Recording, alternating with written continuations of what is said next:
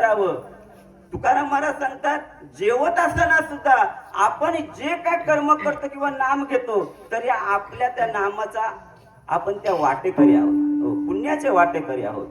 मग आपण भोगी असो त्यागी असो कोणी असो, भोगी असो, ते कर्म आपल्या अंगाला लागत नाही.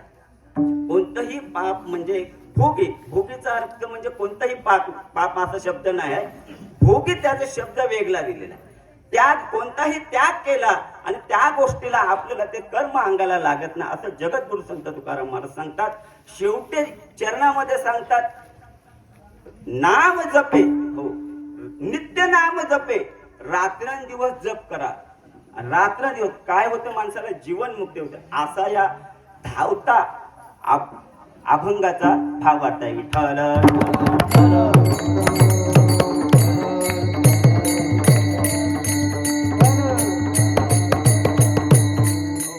आज या ठिकाणी मला जी सेवा मिळली, गेल्या वर्षी सेवा झाली आपली तिकडे सायमनला झाली, ती जिद्दच होती.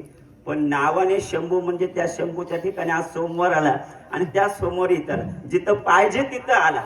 म्हणजे एक पायरी चरली, आता ही दुसरी पायरी आली, एक पायरी चरली. आणि तसं म्हणजे माझं भाग्य, जी माझ्या कुलाची कुलदेवी आहे एकविरा माता, माझ्या त्या कुलाची कुलदेवी आहे, त्या ठिकाणी आज मला कीर्तनाची सेवा मिळाली. हे माझं परम भाग्य आहे. हो, परम भाग्य आहे. कारण हे आपल्या ठिकाणी बघा, तीर्थ कसं आहे हे आपल्याला सगळ्यांना माहिती आहे. पण हरिहरा भेद नाही, हरिहरा भेद नाही करा न वाद करायचा नाही. सगळ्या ठिकाणी एक आहे. आई एकविरा असली तरी तो विष्णूचाच अवतार आहे. हो, काय विष्णूचाच अवतार आहे. मग कोणतंही आपण नामस्मरण केलं तरी आपल्याला ते पुण्य सगळ्या ठिकाणी मिळतं. नामस्मरण कीर्तन साधन पैसो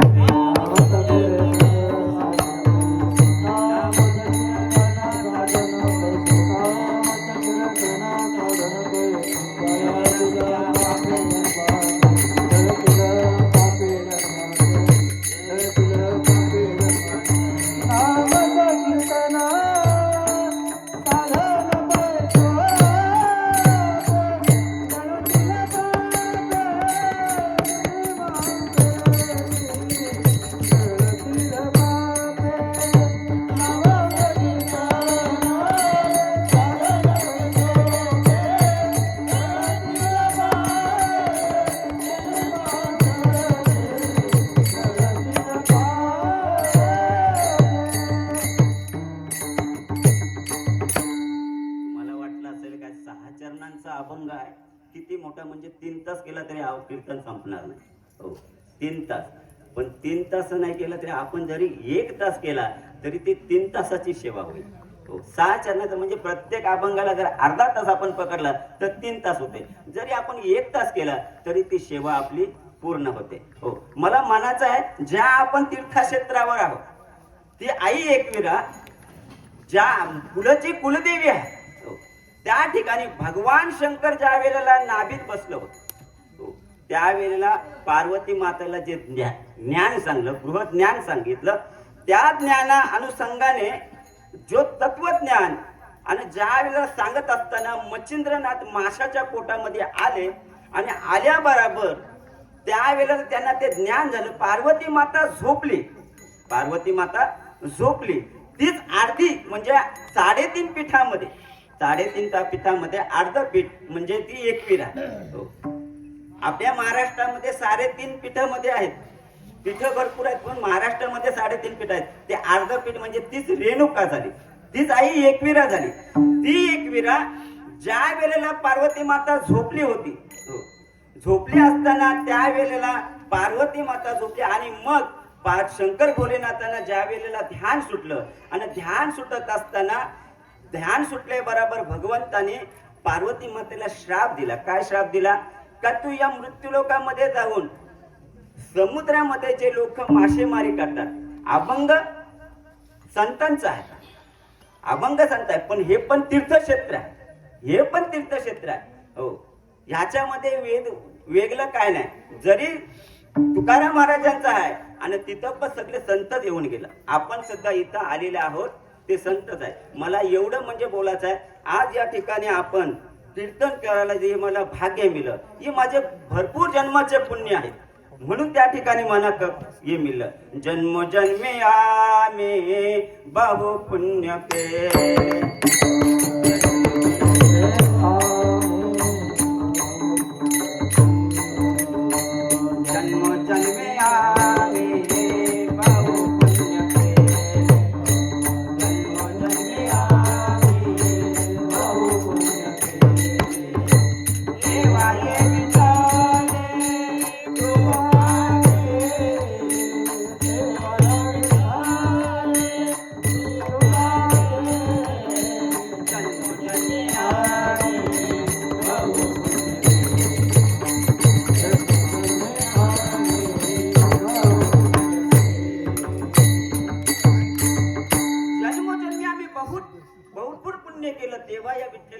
केले.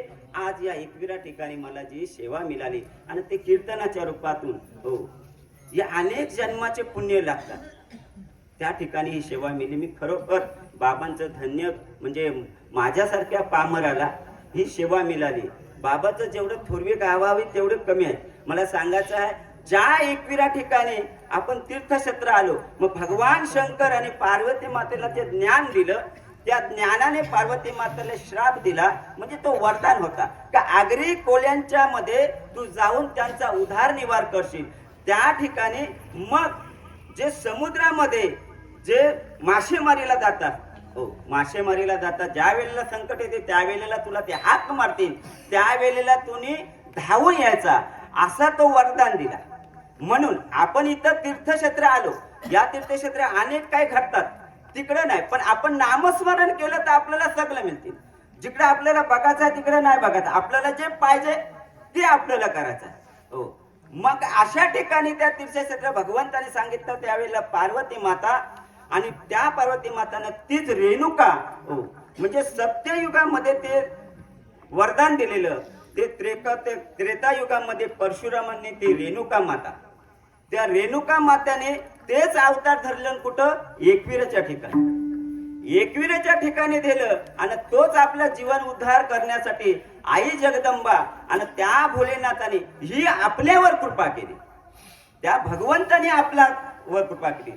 भगवान शंकराने सौराष्ट्र सोमनाथम च श्रीशैल मूलकर्जनम पर्लवैतनाचम त दाकिना भीमा शंकरम सेतुबंधे तु रामेश्वर नागेश्वर दारुकावने वारणासी तु विश्वेश्वर त्र्यंबक गौतमी तटे हिमालय तु केदार भूषणेश्वर शिवालय ऐत ज्योतिर्लिंगानि साय प्रातपटेन शतजन्मं कृतं पापं स्मरन् विनाशति विठ्ठल.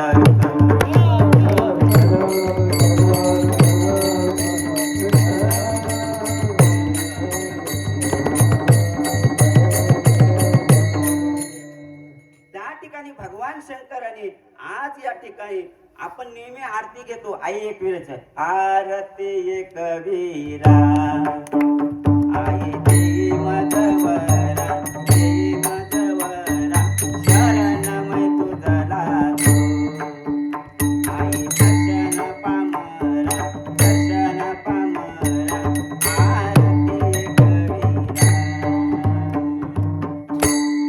आरती एकविरा म्हणजे आपण तिच्या पायाचे काय पामर आहोत. त्या पामर ज्या शब्दाचा अर्थ आपण तिला किती जरी नमस्कार केला तरी ते आपल्याला सुख आणि कधी जरी केला तरी आपल्याला त्याचं काही हे होणार नाही. म्हणजे मला सांगायचं आहे आपण आई एकविरेच्या ठिकाणी जर आपण किती जरी विनंती केली तरी ते पावल्याशिवाय आपल्याला राहणार नाही. विठ्ठल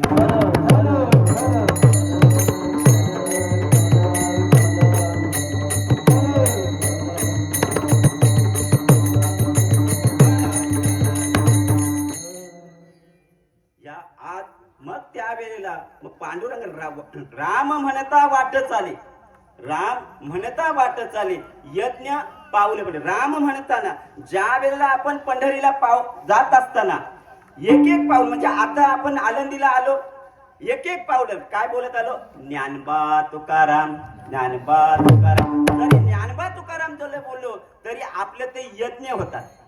काय होतात यज्ञ होतात. तसं पंढरपुरामध्ये विठ्ठल परवे नावाचे संत होते. देवाच्या त्या ठिकाणी ज्या वेळेला पूजा अर्चा करायची, पूजा अर्चा केल्यावर त्या ठिकाणी भगवंताला ज्या वेळेला नैवेद्य दाखवला आणि सांज आरती झाली आणि तो नैवेद्य दाखवला, महाद्वार लावलं, महाद्वार लावल्याबरोबर आणि देवाने त्या वेळेला आराम करत असताना भगवंत गाभाऱ्यामध्ये विठ्ठल विठ्ठल भगवंत ज्ञानोबा तुकारामाचा मंत्र जपू लागला. प्रल्हाद बर्वेंना वाटले का कोणीतरी वारकरी असा आतमध्ये गाभाऱ्यात राहिला असेल, आत गाभाऱ्यात राहिला असेल, म्हणून त्यांच्यासाठी बघण्यासाठी गेला. मग महाद्वार उघडलं, महाद्वार उघडल्याबरोबर भगवान प्रल्हाद बर्वेच्याने वाटलं दरवाजाच्या फटे आजूपर्यंत पंढरीच्या पांडुरंगाच्या महाद्वाराला फट आहे, त्या फटीतून देव प्रल्हाद बर्वेंनी बघितलं आणि बघितल्याबरोबर त्यावेळेला भगवान पांडुरंग ज्ञानोबा तुकारामाचा मंत्र जपतात. हो, मंत्र जपतात. मग जर देव ज्ञानोबा तुकाराम आपण इतर अनेक चाली लावतो. हो, ज्ञानोबा तुकाराम पांडुरंग भगवंतानी तो दिलेला आहे, हा कोणी नाही दिलेला, देवाने भगवंताने तो ज्ञानोबा तुकाराम मंत्राचा जप म्हणून तो आज आपल्याला बोलायला मिळाला. हो, देवानं त्यावेळेला प्रल्हाद बर्वेंना वाटलं देवाने महाद्वार ठेवल्याबरोबर प्रल्हाद बर्वेंना दर्शन दिलं. जरी मी माझ्या संतांचा, कारण संत देवते संत संत ते देव आहे. हो, संत ते देव आहेत. आपण त्यांच्या किती जरी महिमा गाठली तरी ते वेगळं आहे. जनाबाईना संतांचा महिमा पांडुरंगाला विचारायला लागला. हो, पांडुरंगाला संतांचा महिमा विचारायला लागला. त्यावेळेला तेव्हा जनाबाईने विचारला पांडुरंगा संतांचा महिमा का आहे. हो, जनाबाई विचारली आणि पांडुरंग सांगते जने ह्याचा काय मला तुला उत्तर देता नाही. हो, मग देव जशी जनाबाई जायची तसा देव तिच्या पाठीमागे जायचा, देव पाठीमागे जायचा. आणि जनाबाई विचारायची देवा संतांचा मला महिमा सांग. महिमा सांगत देव सांगतो जने मला सांगता येणार नाही, मला सांगता येणार नाही. मग काय केलं, ज्या वेळेला चंद्रभागाच्या ठिकाणी पार नदी केली, नदी पार केली आणि तरी पुन्हा गौऱ्या वेचू लागली तरी जनाबाई सांगतोय अगं जने मला तुझ्या संतांचा महिमा सांगता येणार नाही का, कारण संत आहेत एवढे मोठे आहेत काय त्यांचं वर्णन करावं तरी जनाबाई सांगतोय मला त्यांचा महिमा सांगल्याशिवाय मी काय तुझ्याशी बोलणार नाही. मग तिने आपल्या गोवऱ्या टकल्यावर घेतला. जने एवढा वजा घेता येणार नाही तुला, तू एक काम कर माझ्याकडे हे वज दे. काय सांगितलं, माझ्याकडे वज दे. हो देवा, अरे तू जगाचा मालक आहेस, तू हा विश्व निर्माण केलेला आहे, तुझ्या पण तू मला जर संतांचा महिमा सांगत असेल तर मी तुला हे वजा दे. ती का वजा द्यायला तयार नाही, देव का तिला संतांचा महिमा सांगायला तयार नाही. असं करत असताना चंद्रभागेमधून पार नदी केली आणि मग सांगितलं अगे जने तुझ्या चपला मला माझ्या हातात आहे. जनाबाई सांगितलं वजा नको पण चपला तरी दे. चपला दिला. त्या संतांच्या चपला देवाने पांडुरंगाने डोक्यावर घेतल्या. म्हणजे संत किती मोठा आहे. त्या संत देवाने जनाबाईच्या चपला आणि ज्या वेळेला चंद्रभागा पार केली आणि पार केल्याबरोबर संतांचा महिमा सांगितला. राम कृष्ण हरे जय जय राम कृष्ण हरे.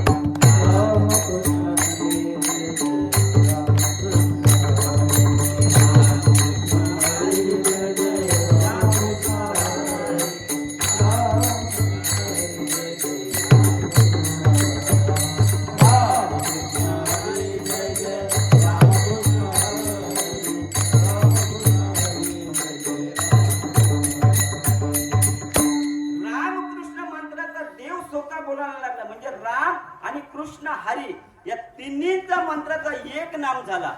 आणि जनाबाईला ते कळले बरोबर तेव्हा एवढा जर संत मोठा असतील मग राम वाट चालत असताना जशी जनाबाई चालते तसं देव तिच्या पाठीमाग मग जनाबाई ते भजन करू लागली. हो, जनाबाई भजन करायला लागले राम कृष्ण हरे. मग त्या संघाने संत जगद्गुरु संत तुकाराम अभंगाच्या पहिल्या चरणामध्ये हेच सांगतात.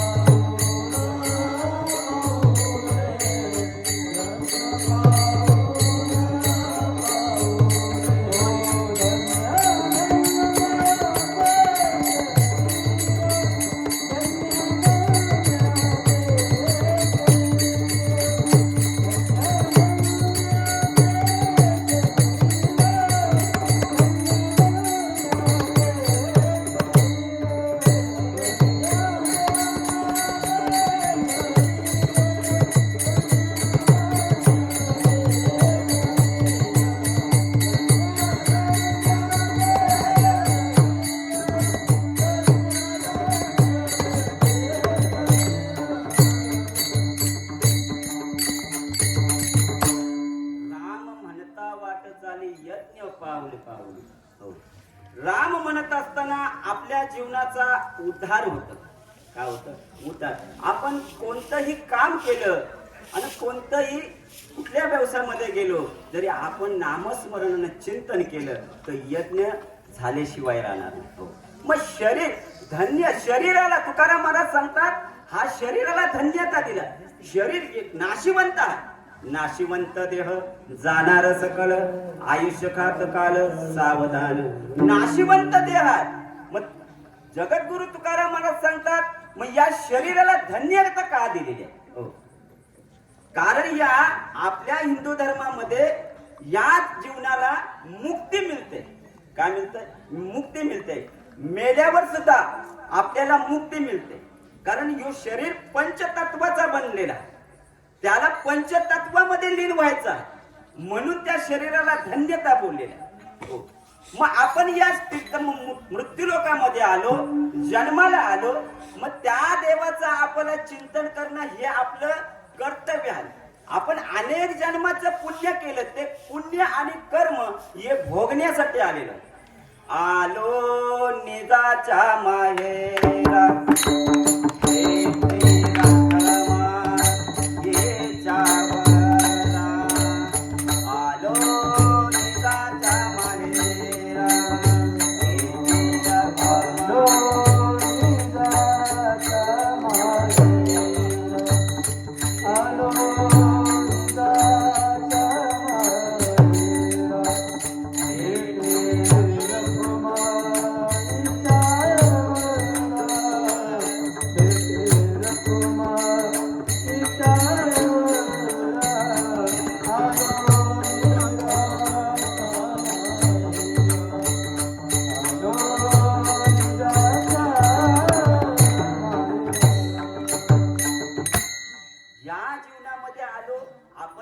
पांडुरंगाला भेटण्यासाठी आलो आणि त्या आपल्या जीवनाचा उद्धार करण्याचा ठरले. म्हणून या अभंगामध्ये दुसऱ्या चरणामध्ये तुकाराम महाराज सांगतात धन्य धन्य ते शरीर तीर्थ व्रताचे माहेर. त्या शरीराला धन्यता देते.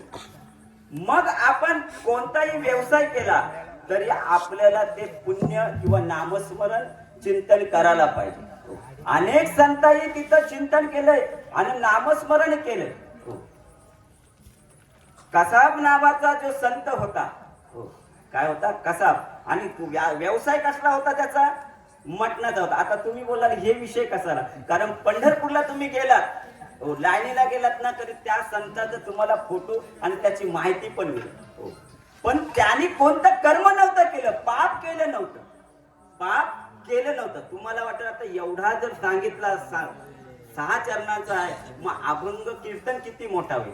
काही होणार नाही. जसं सांगितलं त्याप्रमाणे वेळेनुसारच होणार, वेळेनुसार होणार. आणि त्या ठिकाणी ज्या वेळेला ते संत व्यवसाय करायचा आणि मटणाचा धंदा करायचा, पण कोणतं पाप करत नव्हतं. काय करत नव्हतं? पाप नव्हतं. मटण 100 रुपयाने आणायचं आणि 110 रुपयाने विकायचं. त्यावेळेला तो कृष्ण नामाचं चिंतन करत होता. कृष्ण कृष्ण कृष्ण कृष्ण असं. कारण समोर मंदिर कृष्णाचं होतं. त्या मंदिरामध्ये शालिग्राम होता. तो शालिग्राम चकमकू लागला आणि त्या सदन महाराजाच्या स्वप्नामध्ये गेला. स्वप्नामध्ये जात असताना सांगितलं, सदना अरे मला तुझ्या जवळ राहायचं आहे. मग त्यांनी काय केलं, सकाळी पहाटे घेतला आणि तो शालिग्राम त्याच्या दुकानामध्ये ठेवला. एवढं ते नामचिंतन झालं आणि एवढा गिराक झाला, तो त्याच्यामध्ये चकित झाला. आणि तो नामचिंतन करत असताना पुजारी मंदिरामध्ये आला. पुजारी मंदिरामध्ये आला आणि त्याने बघितले आणि तो शालिग्राम त्याच्या दुकानात बघितल्यावर अरे अरे अरे काय पाप केलेस? तो प्रत्यक्ष तुम्ही देवाला तुझ्या या घाणेट्या जागेवर ठेवलं. त्याला असं 2 फटके मारले आणि तो शालिग्राम घेतला आणि मंदिरामध्ये गेला. दुसऱ्या दिवशी त्याला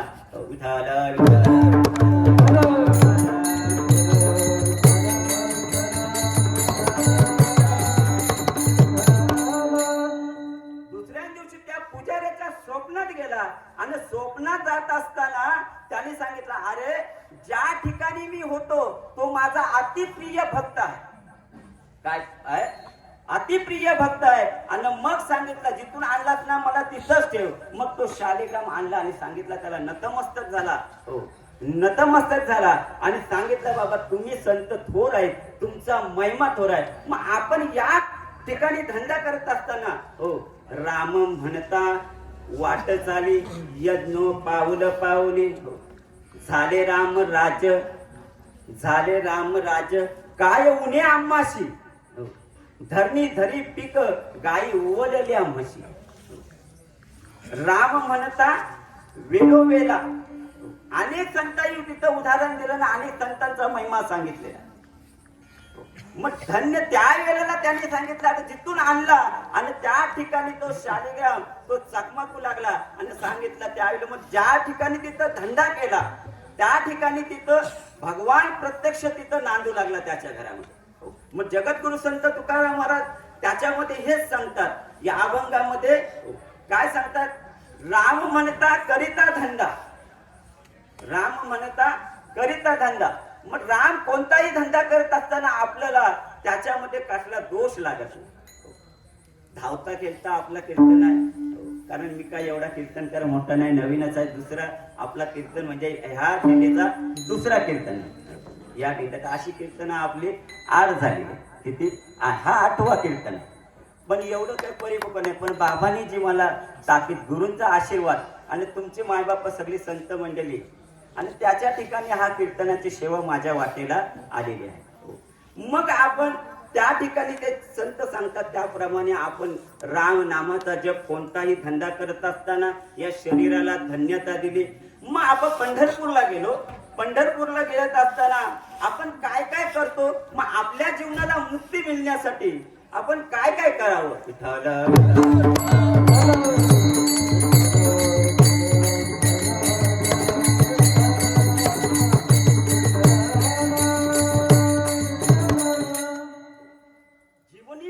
जीवनाला मुक्ती मिळण्यासाठी आपण काय काय करावं. जेवत असताना आपण देवाचं चिंतन नामस्मरण करावं. आपण पुंडलिक वरदे हरी विठ्ठल असं नामस्मरण करतो आणि पाणी करतो खरं. मग त्यावेळेला नामदेव महाराज गौनाई मातेला, ज्यावेळेला नामदेव महाराजांचे वडील तीर्थाला गेले, कुठे बाजारात गेले किंवा तीर्थाला गेले आणि गौनाई सांगितलं नामदेव महाराज घरी आले, खेळत खेळत आले. नाम्या, अरे तुझे वडील घरात नाही, आजचा देवाला जो नैवेद्य आहे तो तू स्वतः घेऊन जा. आई मला एवढी भूक लागली, मी काय जेवण घेऊन जाणार नाही असं सांगितलं. बरं, अरे नाम्या, जोपर्यंत तू देवाला जेवण नेत नाही तोपर्यंत तुला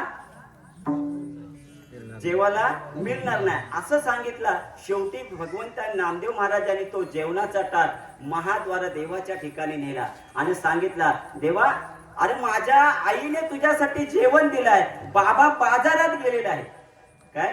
बाबा बाजारात गेलेला आहे म्हणून मी आलोय. आता पटकन कर आणि हा जेवण म्हणजे तू घे, नाहीतर काय देव शेवटी किती बोलला परंतु तो देव काय त्याला त्याशी जेवत नाही. हो, आता देवा जेवतोस की नाही बघ, नाहीतर मी आता तुझ्या या मंदिरामध्ये पायरीवर डोकं आपटेल. डोकं आपटतात देवानी, तो नामदेव महाराज आपटतात. तेव्हा नामदेव महाराजांच्या टाकण्याच्या खाली म्हणजे हात पकड धरला आणि मऊ लागला. मऊ लागले बरोबर हो त्यावेळेला नामदेव महाराज मऊ लागले बरोबर नामदेव महाराज जागे झाले. स्वतः देव त्याच्या समोर आल्या बरोबर हो आणि देव बोलायला लागला, नाम्या अरे दगडाचा देव कधी जेवतो काय रे. नामदेव महाराज हुशार होते, उद्धवाचा अवतार. अरे दगडाचा देव जेवत नाही, मग दगडाचा देव बोलतो कसा काय असं नामदेव महाराज बोले. आता मला काय माहिती नाही, पटकन हा जेवणाचा ताट संपून टाक. संपून टाकले बरोबर, ताट साफ केल्या बरोबर घरी गेला आणि सांगितलं, आई नामदेव महाराज सांगितले बरोबर आई देव जेवला. अरे नाम्या, एवढा देव कधीच तू बापाच्या हाती जेवला नाही, तुझ्या हाती कसा जेवला. हो खरं सांग नाही तर तुला मारील. सांगितले बरोबर. मग भगवंत नामदेव महाराजांनी सांगितलं, आई मी खरं सांगतो, या डोल्याने या डोल्याने मी ग पाहिला देव जेव लाग आई देव जेवला देव जेव लाग आई देव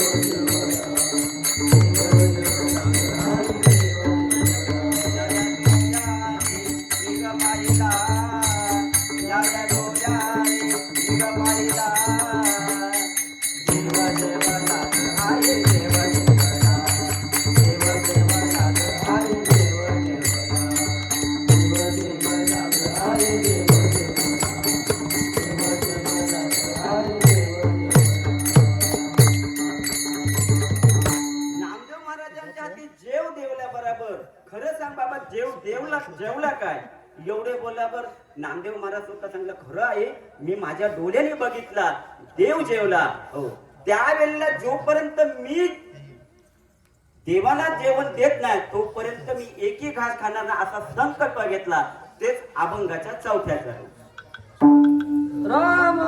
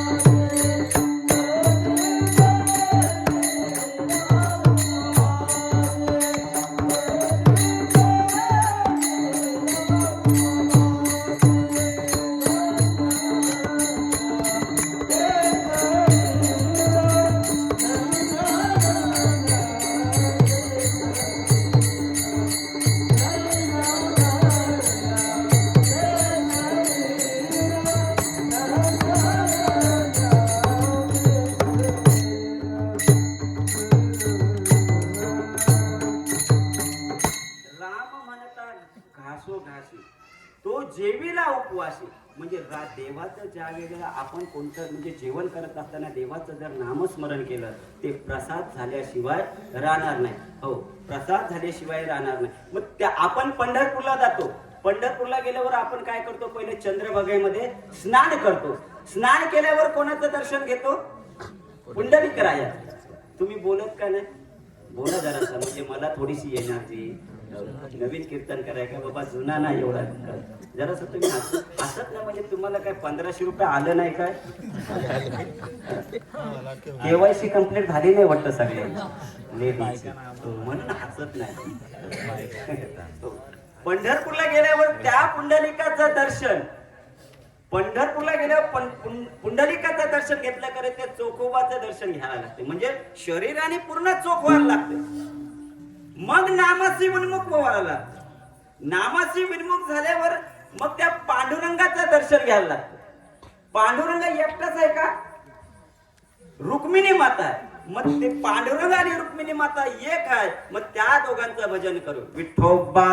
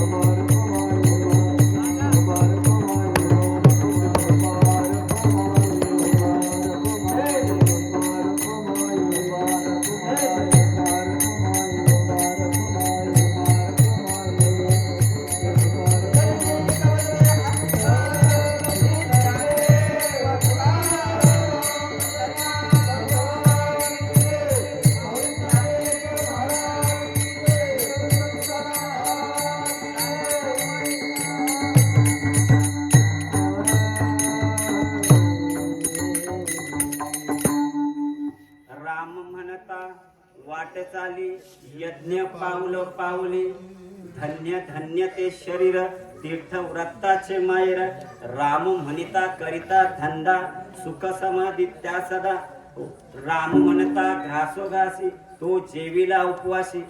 एवढं तर आपण नामस्मरण, एवढं ते संतांनी सांगितलं, जगद्गुरु संत तुकाराम महाराजांनी सांगितलं, प्रत्येक वेळेला नामचिंतन करा, तुमचा त्याच्यावर उद्धार होईल.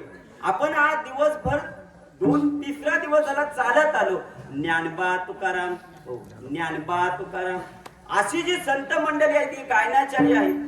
हे गायनाचार्य नामस्मरण चिंतन आणि तुम्ही पण करत एवढं केलं, मग ते नामचिंतन करण्यासाठी आपल्याला जो परमात्मा सांगितला, मग भोगी त्यागी, हे भोग त्याग फक्त आपल्याला आहे, देवाला नाही.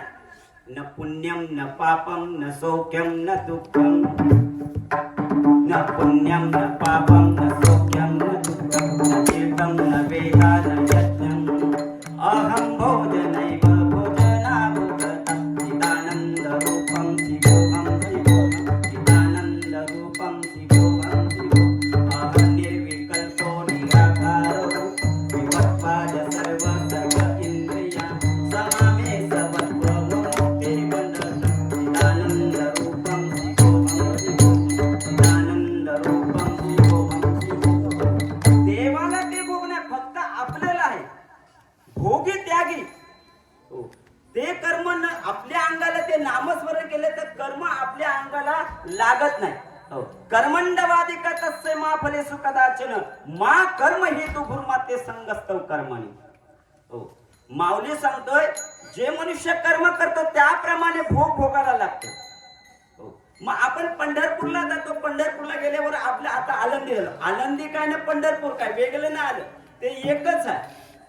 जरी आपण पायी दिंड्यात चालत असलो, जरी देवाचं दर्शन नाही घेतलं, मग पंढरपूरला जातो आपण, नाना प्रकारचे दर्शन आहे. मग आपल्याला जरी देवाचं दर्शन नाही भेटलं तरी किती संतांनी सांगितलेलं आहे. निलोबा म्हणतात, नीला म्हणे आलिंगन देता समाधान जीव शिवा.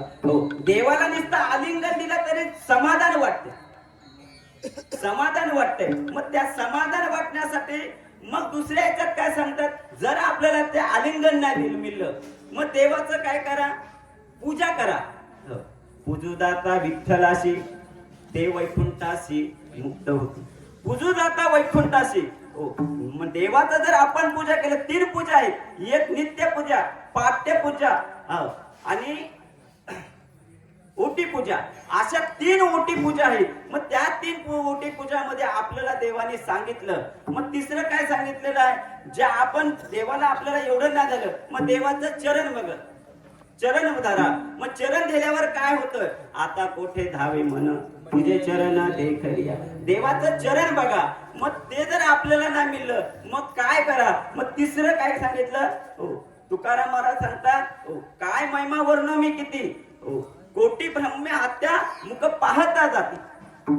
देवाचं नुसतं मुख बघितलं तरी आपल्या देवात म्हणजे काय होतं, उद्धार होतं. आपण किती लाईनी राहतो तरी आपल्याला काय त्याचा दर्शन होत नाही. मग दर्शन नाही झालं, मग आपण काय करावं, नामदेव महाराजांच्या म्हणजे चोखोबाच्या पायरी जवळ यावं आणि देवाला नुसती प्रदक्षिणा घातली तरी आपल्याला पुण्य आहे. उजवे घेता राहुलाशी जळतील पातकांच्या राशी. देवाच्या नुसत्या मंदिराला नुसती प्रदक्षिणा घातली तरी आपल्या पापांचा नाश होईल. मग जर आपल्याला ते एवढी गर्दी असतो, जरी आपल्याला ती प्रदक्षिणा नाही घातली, मग ती अर्धी तरी आपण प्रदक्षिणा घेतली पाहिजे. अर्धी म्हणजे पाठीमागे देवलाचे जरी याच्यामध्ये गेलो तरी आपल्याला ते दर्शनाचा लाभ भेटते. तेवढं नाही झालं तरी देवाचा जरी आपण कलश बघितला तरी आपल्याला त्याचा पुण्य मिळते. तुका म्हणे, मोक्ष देखता कलश तात्काळ नाश अहंकाराचा. जो अहंकार आहे तो आपला निघून जाते. काय जाते, निघून जाते. मग त्याच्यापेक्षा आणखीन काय सांगितलं, जर आपल्याला कलश नाही मिळेल, एवढी दुकानं असतात, मग अजून पाठीमागं जा आणि देवाचं ध्वज बघता. पाहता राहुलाची ध्वजा, पाहता राहुलाची ध्वजा, हा दया मुक्त झाली सहजा, दया मुक्ती मिळतोय. मग एवढं जर आपल्याला मुक्ती मिळतंय, मग एवढं देवाचं प्रदक्षिणा घातली, मग आपल्याला एवढी गर्दी, मग जरी आपण प्रदक्षिणा घातली देवाच्या मंदिराच्या, आपण दिंडी निघतोय त्यावेळेला जर प्रदक्षिणा घातली तरी आपल्याला पुण्य मिळतंय. विठाला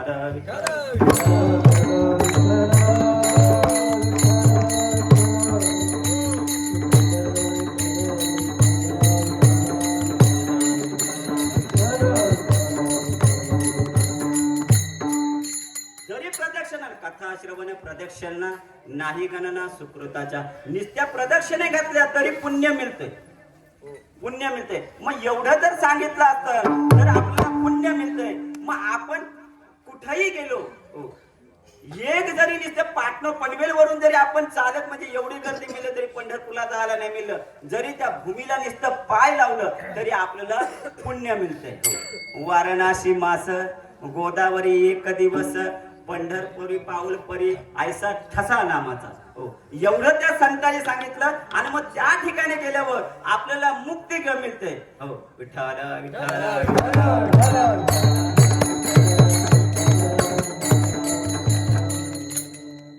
आज या ठिकाणी माझी काय वेडी वाकरीची सेवा झालेली आहे. आज या जगद्गुरु संत तुकाराम महाराजांचा 6 चरणांचा अभंग, या अभंगामध्ये जे माझ्या बुद्धीने माझ्या सद्गुरूने माझ्या आई वडिलांना आई एकविराच्या बुद्धीने जे मला जे चिंतन करता आलं ते मी केलेलं आहे. हो आपला आज पायी दिंडी वारी सोहळा चाललेला आहे. असा भव्य आज हा रथ आहे. हा रथ आता 21 मार्चला हो 2 मिनिटं घेतो आणि सेवेला माझ्या पूर्ण विराम देतो. हो 21 मार्चला नाम